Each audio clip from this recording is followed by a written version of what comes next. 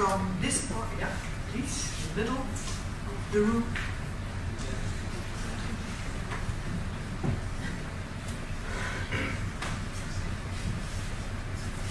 Different question than the questions before, but you mentioned the necessity of restoring European competitiveness. To what extent is Central and Eastern Europe already ready to become an innovative and knowledge-based economy? Is there still a lot of distance they have to get in after the other economies they had before, or is it already on a level that is prepared to be a really knowledge-based economy? Yeah, so what about the preparedness of the countries? Do they reach a level of what you could call a knowledge-based economy, or is there still a way to go? What about the emerging markets, as they were called? Is that well, I don't hear that term anymore in the last year, well, when the crisis really started, you could say. At least the perception became different, I have the impression. But what about reality? That's your question. Okay, two sides of the same coin. One is that I don't see, in this respect, too much of a difference between East and West, frankly. In both East and West, we have so-called islands of excellence. Universities, enterprises, research centers, institutions, think tanks, which can be called as world-class and really on the so-called cutting edge of whatever scientific advancement and learning happened in the last couple of years. But we have to face reality at the same time. It is not comprehensive and it does not encompass the whole society. One of the biggest problems in many countries, including Eastern countries and Western countries, is that we have not a high enough activity rate. Many people are just pushed outside the formal market economy. They don't have marketable skills. They don't have the incentive structure to recharge their batteries every 5 years and come back to new skills, which is important in a globalized economy because human capital and knowledge capital is now amortizing at such a fast, accelerated rate that it never happened before.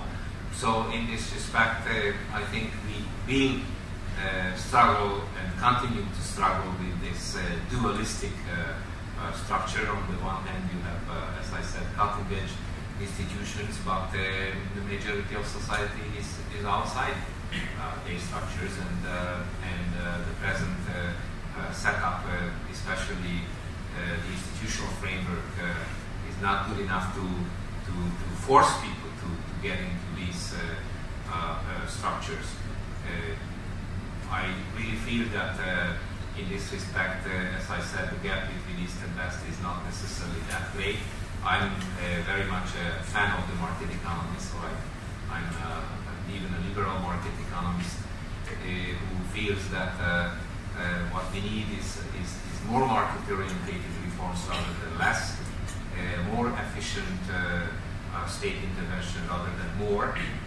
So it's the efficiency which matters, not the size of the government. And in this respect, the areas where we really need more reforms in order to include more and more people in this so-called knowledge-based societies, exactly education, healthcare, pension, public administration, local government, and last but not least, taxation. In all these respects, we are falling behind. And it doesn't bode well for the future. It's interesting that you were a member of the State Property Agency. This institution was important in the process of privatization. Was it a problem then to introduce a kind of effectiveness in that field? through the State Property Agency. I remember that some Hungarian colleagues came to Leuven in the beginning of the 90s, and we were sitting in such a debate as this one, and there was also water on the table, and it was spa water, and the colleagues from Hungary said, well, we have our own spa, and that was the State Property Agency. They were so proud about it that this State Property Agency, you know, was promising a radical change in the economy, and that it would succeed. Well, also counting on foreign investment, which was very important at that moment. But I have the impression that this was not completely successful. No, I think it was. Not because I was member of the State Property Agency Board of Directors, actually. It was a relatively small institution which was important after the political changes during the whole first decade of transition.